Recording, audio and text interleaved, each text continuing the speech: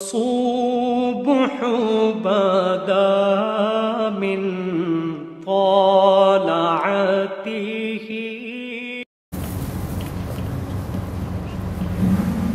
بسم اللہ الرحمن الرحیم.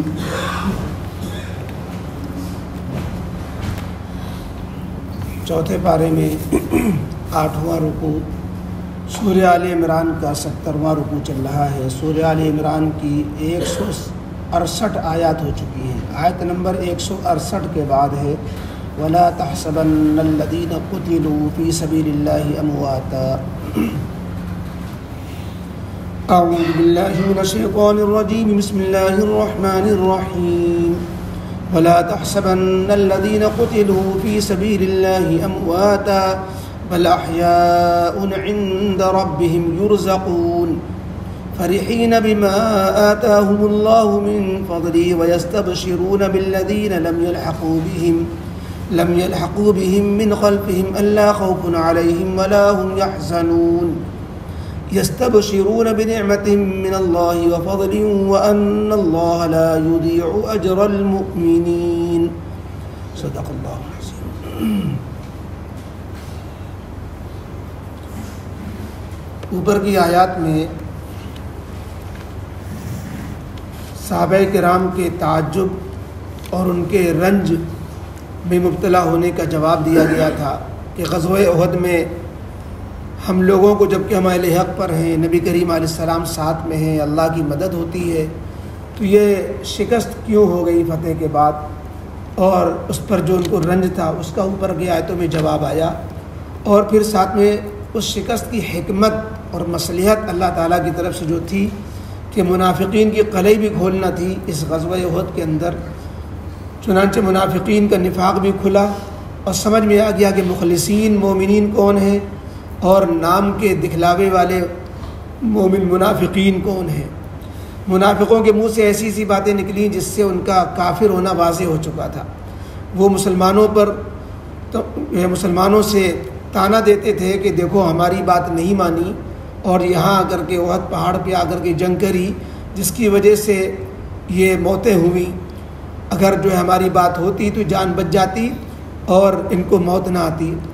اللہ تعالیٰ کی طرف سے اس کے جوابات دیے گئے کہ گھر میں بیٹھے رہنے سے موت تو رک نہیں سکتی، موت سے نجات تو ہو ہی نہیں سکتی. جب جس کا جہاں وہ جو وقت اللہ نے لکھا ہے تو موت آ کر کے وہاں اس کو دبوچ لیتی ہے، ورنہ اپنے کو یہ موت سے بچا کے دکھائیں. موت جہاں لکھی ہوگی وہیں ان کو آ کر رہے گی، گھر میں لکھی ہوگی گھر میں آئے گی، اور کہیں قتل ہونا لکھا ہوگا تو قتل کیے جائیں گے، کہیں سفر میں موت لکھی ہوگی تو سفر میں آ جائے گی، بہانہ جو بن جائے. تو اس لیے جو ہے موت سے تو نجات ممکن ہی نہیں ہے. لیکن جو موت اللہ تعالیٰ نے ان مسلمانوں کو نصیب فرمائی ہے اس کو موت کے بجائے حیات جاویدانی کہنا چاہیے. چنانچہ آج کی ان آیتوں میں اس موت کی فضیلت جو اللہ کی راہ میں ہوتی ہے اور جسے شہادت کہا جاتا ہے، دین کی نسبت پر جو جان جاتی ہے، تو اس کی جو اللہ کے ہاں جو مقام و مرتبہ ہوتا ہے آج کی ان آیتوں میں اس کا ذکر ہے. گویا شہدائے احد کی فضیلت کا بیان ہے. اور یہ کہا جاتا ہے کہ اولاً تو یہ جو کہہ رہے ہیں کہ اگر آپ ہماری بات مانتے تو یہ نہ مارے جاتے، تو یہ موت کب ہے؟ ان کو عام مردوں کی طرح تو مردہ سمجھنا ہی نہیں چاہیے.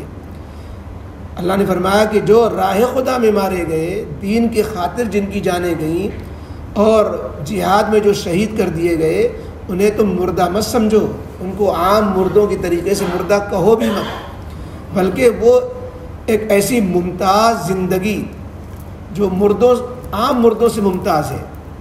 یہاں پر سمجھنے کی بات یہ ہے کہ جس کی بھی روح جسم سے جدا ہوئی، موت سے، شہادت سے، جہاد سے، قتل سے، جس طرح بھی، تو روح اور جسم کا رشتہ ختم ہونے کا نام ہی موت ہے. تو موت تو سب کو آئی، شہداء کو بھی موت آتی ہے، انبیاء کو بھی موت آتی ہے. کل نفس ذائقۃ الموت، جس کے دل بدن میں جان ہے اس کو موت کا ذائقہ چکھنا ہے. کیا نبی، کیا ولی، کیا شہید، کیا صحابی، کیا امیر، کیا غریب، کیا بادشاہ، کیا رعایا، سب کو. اور قرآن نے خود نبی کریم علیہ السلام کے لیے بہت صاف لفظوں میں فرمایا انک میت، بے شک آپ بھی میت ہونے والے ہیں، وَإِنَّهُمْ مَيِّتُونَ، اور سارے میت ہونے والے. لیکن پھر نبی اور ولی اور شہداء شہید ان کو قرآن زندہ کہتا ہے. وہ زندگی کس اعتبار سے ہے؟ تو مرنے کے بعد حیات برزخی بھی سب کو ملتی ہے، یعنی روح نکلی اور جسم قبر میں دفن کیا گیا، جنازہ پڑھائی گئی اور اس کو دفن کر دیا گیا. دفن کرنے کے بعد ہر مردے کو، کیا مومن کیا کافر، کیا نیک اور کیا گنہگار، سب کو برزخی زندگی ملتی ہے. لیکن برزخی زندگی کے حالات اور ان کے درجات اور معاملات الگ الگ ہوتے ہیں. اللہ تعالیٰ شہداء کو، انبیاء کے بعد جو شہداء کو ایسی برزخی زندگی دیتے ہیں کہ اس کے آثار اور اس کے اثرات یہ ان کے جسموں تک، اس زندگی کے ان کے جسموں پر بھی پائے جاتے ہیں، کہ ان کا جسم مٹی میں ملتا نہیں، گلتا سڑتا نہیں، وہ جسم ان کا جوں کا توں تازہ رہتا ہے. یہ شہید کی خصوصیت ہوتی ہے. اور برزخی زندگی یوں تو سب کو ملتی ہے، اسی بنیاد پر قبر میں سوال جواب ہوتا ہے. اسی زندگی کی وجہ سے جو زندگی اللہ دیتے ہیں وہ سوال جواب روحوں سے ہوتا ہے.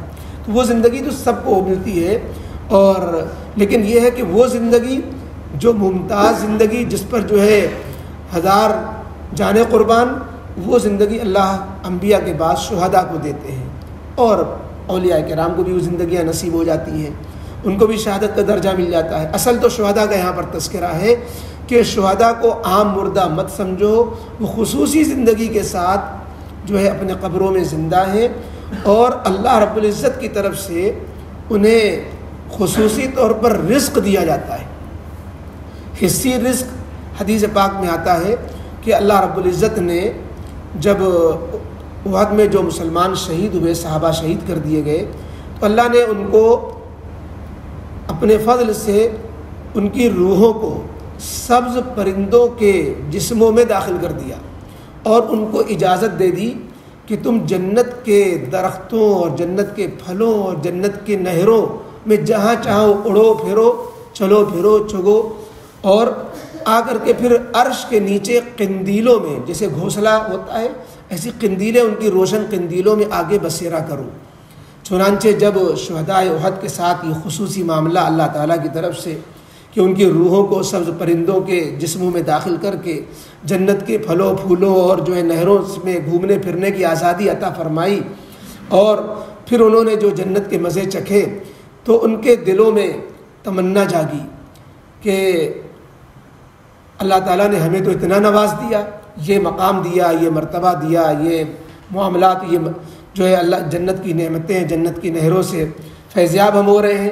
تو انہیں اپنے متعلقین یاد آئے اور انہوں نے تمنا کی کہ میرے پیچھے جو لوگ رنج میں مبتلا ہیں اور ہماری شہادت سے، موت سے جو رنجیدہ ہیں، جس کی وجہ سے انہیں غم ہے، تکلیف ہے اور ہماری جدائی پر صدمہ ہے، کاش اللہ تعالی ہمارا یہ حال ہمارے بعد والوں کو بتا دیتا اور دنیا والوں کو معلوم ہو جاتا کہ اللہ تعالیٰ نے ہمارے ساتھ کیا معاملہ کیا.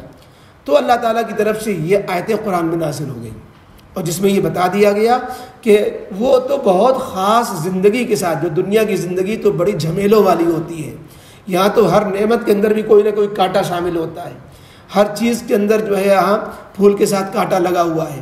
بے داغ زندگی اور بے کانٹے والی زندگی، راحت ہی راحت، یہ تو مرنے کے بعد ان نیک بندوں کو نصیب ہوتی ہے جو اللہ جن سے راضی ہوتا ہے، جن کے ساتھ اللہ تعالیٰ کی طرف سے مغفرت کا، رحمت کا، نجات کا معاملہ ہوتا ہے.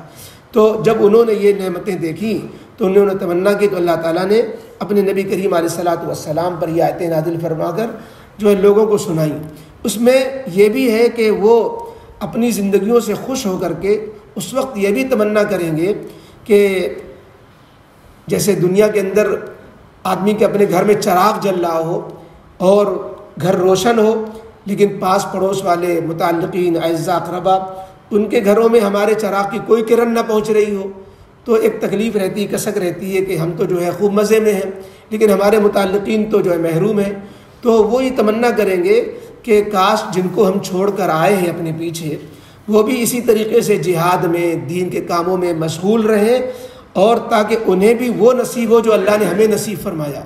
اپنے متعلقین کے لیے وہی تمنا کریں گے. اور بعض روایتوں میں تو یہاں تک آیا کہ جب کسی کی موت قریب ہوتی ہے تو نیک بندوں کو، جو نیک روحیں ہوتی ہیں، انہیں بتا دیا جاتا ہے کہ فلانا تمہارا عزیز قریب متعلق وہ ان قریب تم سے ملنے والا ہے، تو اس کو ایسی خوشی ہوتی ہے جیسے بچھڑا ہوا دوست کسی دوست سے ملتا ہے، تو جب اس کی وفات ہو جاتی ہے تو وہ دوست سے جا کے مل جاتا ہے۔ اللہ تعالیٰ روحوں کا رشتہ آپس میں ایک دوسرے سے قائم کر دیتے ہیں، پھر وہ پوچھتا ہے کہ ہمارے بعد کیا احوال ہے، اور جو ہے کیا تو بتایا کہ فلانا تو نیک رہا، فلانا بگڑ گیا، تو اس سے ان کو خوشی بلکہ تکلیف بھی ہوتی ہے جب متعلقین کے بارے میں برا حال سنتے ہیں۔ یہ بعض روایتوں سے نکلتا ہے، وہ صحیح روایتیں اس سلسلے میں نہیں ملتی، لیکن یہاں تک تو ملتا ہے کہ وہ یہ تمنا کرتے ہیں، یہ تو صحیح قرآن کی آیت کا مفہوم ہے کہ وہ جو لوگ ابھی وفات نہیں پائے، جن کو وہ زندہ چھوڑ آئے اور ان کے پیچھے ابھی وہ دین کے کاموں میں لگے ہوئے ہیں، ان کے بارے میں اس بات سے وہ خوش ہوتے ہیں کہ آگے چل کر انہیں بھی یہ نعمتیں ملنے والی ہیں۔ تو اپنے کو تو نعمت مل گئی، آگے انہیں بھی نعمت ملنے والی ہے، انہیں بھی ایسی زندگی ملنے والی ہے، اللہ خوف علیہم ولا هم یحزنون، انہیں بھی کسی بات کا نہ کوئی ڈر رہے گا نہ کسی بات کا غم رہے گا۔ اور یہ وجہ کیا ہے؟ اللہ تعالیٰ ان سے راضی ہوگا، اور یہ کہ اللہ تعالیٰ کی طرف سے ضابطہ ہے کہ کسی بھی مومن کا کوئی عمل کا اجر ضائع نہیں کیا جاتا، کسی مومن کی کوئی محنت جو ہے، جو اخلاص کے ساتھ محنت ہوتی ہے دین کی، جو عمل ہوتا ہے اللہ تعالیٰ اسے رائگاں نہیں کرتے۔ تو جب اللہ تعالیٰ کی طرف سے جب یہ ضابطہ جو ہے اور خود اپنے کو انہوں نے ان پر جو ہے اس کو دیکھ لیا کہ اللہ تعالیٰ کی طرف سے معاملہ ہمارے ساتھ ہو رہا ہے، تو اس سے ان کو اطمینان ہوتا ہے کہ ہمارے بعد بھی جو ہمارے نقش قدم پر ہیں ان کے ساتھ بھی اللہ تعالیٰ کی طرف سے یہ رحمتیں ہونے والی ہیں۔ تو اس سے یعنی ان کو دوہری خوشی ہوتی ہے، ایک تو اپنی کامیابی کی خوشی، دوسرے اس بات کی خوشی کہ ہم جن کو چھوڑ کر آئے وہ دین کے کام میں لگے ہوئے، تو انہیں بھی خوشی حاصل ہونے والی ہے۔ تو اپنی خوشی، متعلقین کی خوشی، یہ شہداء کے تذکرے میں اللہ نے فرمایا۔ گویا شہداء کی کئی فضیلتیں اس آیت میں آئیں۔ ایک تو یہ کہ عام مردے کی طرح وہ نہیں ہے، موت آئی لیکن ایسی نہیں آئی جو عام مردوں کو آتی ہے۔ دوسرے، ان کو خصوصی زندگی ملی، زندگی اوروں کو بھی ملتی ہے برزخی، لیکن ویسی زندگی نہیں جو ان کو ملی۔ تیسرے یہ کہ اللہ تعالیٰ کی طرف سے خصوصی رزق جو اوروں کو نہیں ملتا، بلکہ جو صرف نیک بندوں کو ملتا ہے درجہ بدرجہ، شہداء کا اس میں خصوصی مرتبہ ہوتا ہے۔ اور چوتھی فضیلت یہ کہ اللہ تعالیٰ نے ان کو جو مقام قرب اور جو ہے ان کو جو اللہ تعالیٰ کی طرف سے نعمتیں ملی ہوئی ہیں اس سے وہ بہت خوش ہو رہے ہوتے ہیں۔ اور چوتھے یہ کہ وہ آنے والے اپنے بھائیوں کے سلسلے میں نیک تمنائیں رکھتے ہیں اور ان کے منتظر رہتے ہیں کہ وہ بھی آئیں گے، وہ بھی نعمتیں پائیں گے، اور یہ سب اس وجہ سے کہ اللہ بڑے فضل والے ہیں اور اللہ کسی مومن کا اجر، اس کی محنت کا اجر ضائع نہیں فرماتے۔ فرمایا وَلَا تَحْسَبَنَّ الَّذِينَ قُتِلُوا فِي سَبِيلِ اللَّهِ أَمْوَاتًا، اور اے مخاطب یا اے قرآن کے پڑھنے والے، تم مت گمان کرنا ان لوگوں کے بارے میں الَّذِينَ قُتِلُوا فِي سَبِيلِ اللَّهِ، جو راہ خدا میں دین کی محنتوں میں جن کی جانیں گئیں، جو شہید کیے گئے اللہ کے راہ میں، امواتن، انہیں عام مردوں کی طرح مت سمجھو، بل احیاء، بلکہ خاص انداز میں اللہ تعالیٰ کی طرف سے وہ زندہ ہیں، عند ربہم یرزقون، جو اپنے رب کے پاس انہیں رزق بھی دیا جا رہا ہے، خصوصی انداز میں رزق حصی، جیسے اب وہ کیا انداز ہے، حدیث پاک میں تو اس طرح نہیں آیا کہ ان کی روحوں کو سبز پرندوں میں ان کو جنت میں جو ہے ٹہلنے کی آزادی ملی ہوئی ہے۔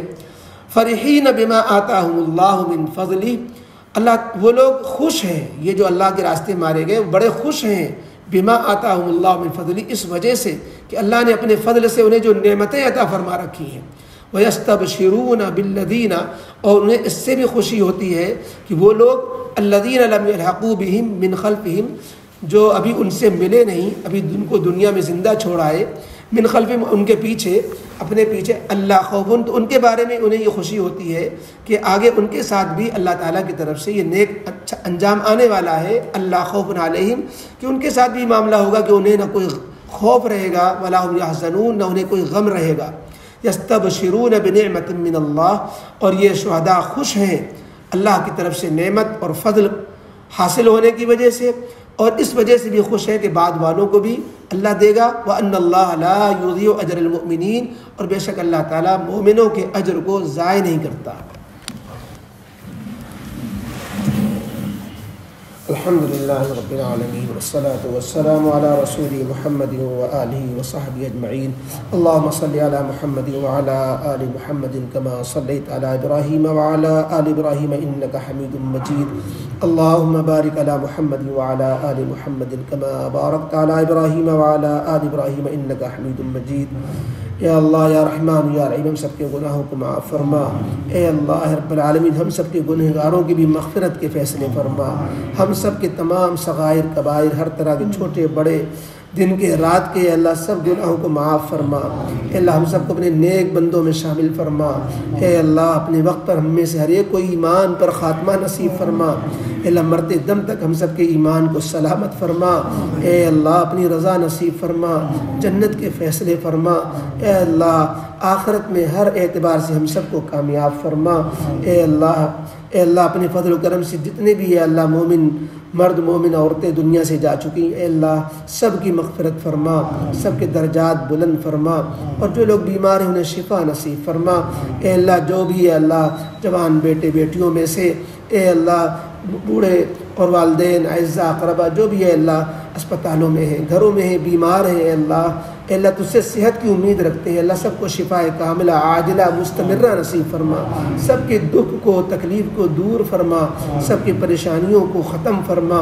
اے اللہ سکون نصیب فرما، صحت نصیب فرما، عزت نصیب فرما۔ اے اللہ رزق کی برکت نصیب فرما، رزق حلال نصیب فرما، قرضوں کے بار سے سبکدوش فرما۔ اے اللہ دنیا آخرت دونوں جہان کی بھلائیاں نصیب فرما، بے اولادوں کو صالح اولاد نصیب فرما، جوان بیٹے بیٹیوں کو اچھے رشتے نصیب فرما۔ اے اللہ جن کے رشتے ہو چکے انہیں خوشگوار ازدواجی زندگی نصیب فرما۔ اے اللہ ہر طرح کے اختلاف و انتشار کا خاتمہ فرما، خاندانوں میں الفتیں محبتیں پیدا فرما۔ اے اللہ مومنین کو سربلند فرما، اہل ایمان اہل اسلام کے اور اہل حق کو سر بلند فرما۔ اے اللہ باطل اور اہل باطل کو سر نگو فرما۔ اے اللہ ظالموں کا خاتمہ فرما۔ اے اللہ انصاف پسندوں کو ترقی نصیب فرما۔ اے اللہ ملک میں امن و امان قائم فرما۔ اے اللہ امن کے دشمنوں کو ناکام فرما۔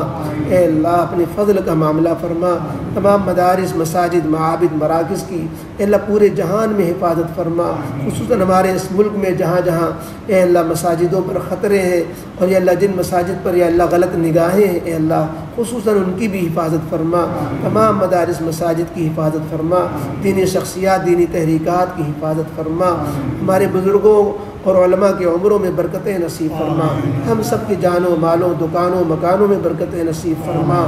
اے اللہ اپنے فضل و کرم سے ہم میں سے ہر ایک کی جس کو جو بھی حاجتیں لاحق ہے اللہ سب کی ضرورتوں پر نظر کرم فرما۔ اے اللہ ہماری ان ٹوٹی پھوٹی دعاؤں کو اپنی بارگاہ میں قبول فرما۔ بھائی محمد اسلام صاحب کو تھوریا اے اللہ انتقال فرما گئے ان کی بھی مغفرت فرما۔ اے اللہ ان کے لواحقین متعلقین کو صبر جمیل نصیب فرما۔ اے اللہ اپنے فضل و کرم سے اے اللہ ہم سب کو اپنا نیک بندہ بنا، اپنی رضا نصیب فرما۔ ربنا تقبل منا انك انت السميع العليم وتب علينا انك انت التواب الرحيم۔ سبحان ربك رب العزة عما يصفون وسلام على المرسلين والحمد لله رب العالمين۔